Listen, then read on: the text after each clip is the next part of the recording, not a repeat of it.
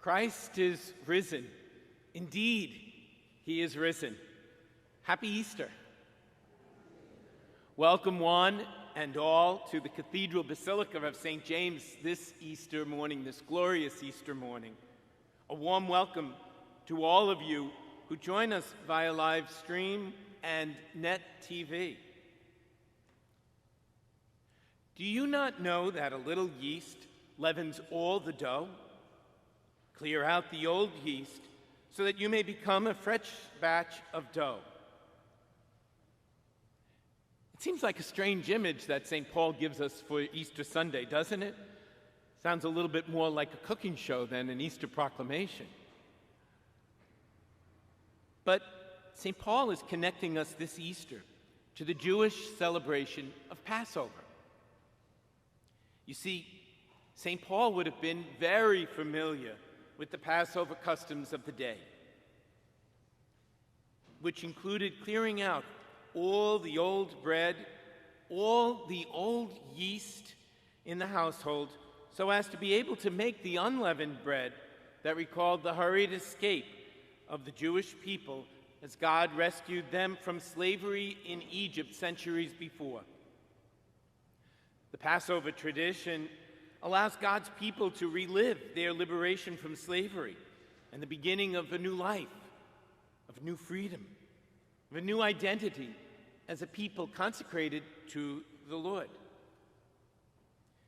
Leaving out even a little yeast around a house, it will get into and corrupt and infect the new batch and will spread so that you no longer have the unleavened bread necessary for the Passover feast. St. Paul goes on, for Christ, our Paschal Lamb, has been sacrificed. Therefore, let us celebrate the feast, not with the old yeast, the yeast of malice and wickedness, but with the unleavened bread of sincerity and truth. Hearing this today, we are exhorted to get rid of the bitterness and the malice that might infect our own hearts, so that we might celebrate today with sincerity and truth. Bitterness, anger, disappointment, guilt, hurts, and wounds can certainly weigh us down. And let's be honest, these can be very, very valid. We may be hurting with very good reason. Moreover, we are horrified by the aggression and destruction in Ukraine, along with the targeting of civilians, even of children. We are united in prayer for them, and I thank you for your generosity in response to helping those who are giving relief. We still feel the effects of the pandemic that afflicted us these past 2 years. And we cry out against the violence afflicting our city. Not only the recent subway shootings, but all the violence in our streets.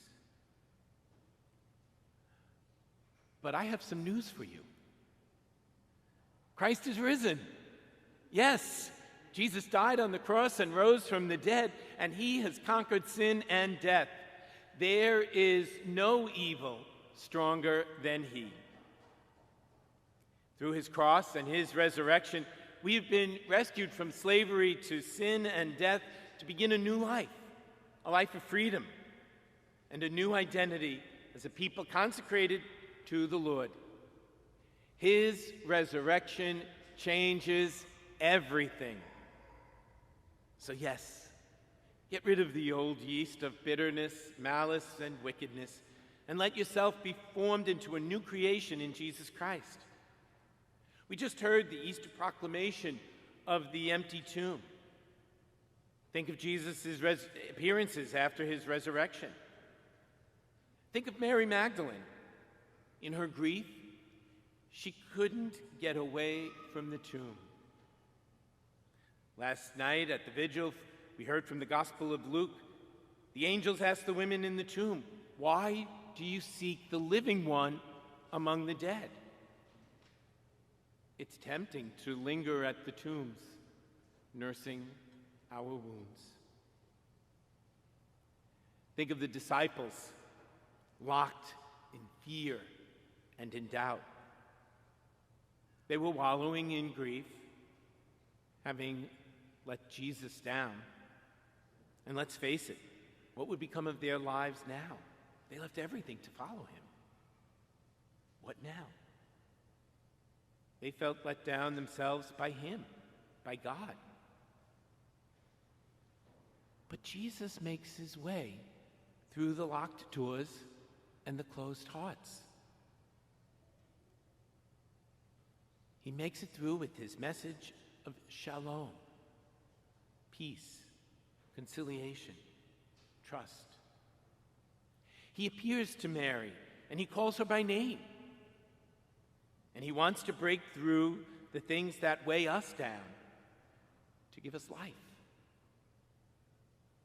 On this Easter Sunday, we defy the violence and the oppression.